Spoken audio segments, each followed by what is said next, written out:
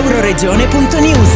37ª edizione di Special Olympics, giochi nazionali estivi. Quest'anno si disputeranno a Torino dal 4 al 9 giugno e la fiaccola olimpica sarà scesa a Udine per giungere in Piemonte dopo aver attraversato tutta l'Italia, come ricordato dal direttore di Special Olympics FVG Giuliano Clinori. L'evento è importantissimo per Udine perché a Torino ci saranno 3.000 atleti. La fiaccola olimpica verrà accesa, partirà da Porta Manin, arriverà fino al centro della piazza dove accenderemo sia la fiaccola e sia la lanterna che porterà il fuoco in tutte le città d'Italia.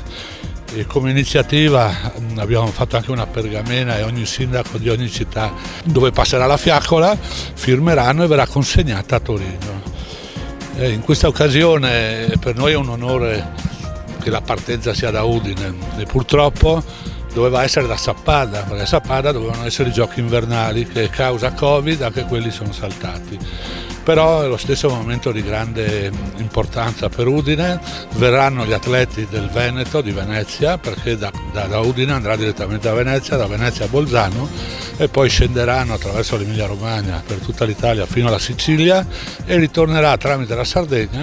Questi giochi sono fondamentali per l'inclusione sociale, perché al di là dell'evento sportivo il messaggio è fortissimo di inclusione sociale, soprattutto in questo momento ci vuole un messaggio forte di pace, di speranza e di fratellanza, questo è quello che dico. Per cui chi vorrà essere qui il 18 alle ore 11 in Piazza Libertà per la partenza noi saremo contenti per questo grande evento. Da Udine per Euroregione News, Marco Mascioli. Euroregione.news.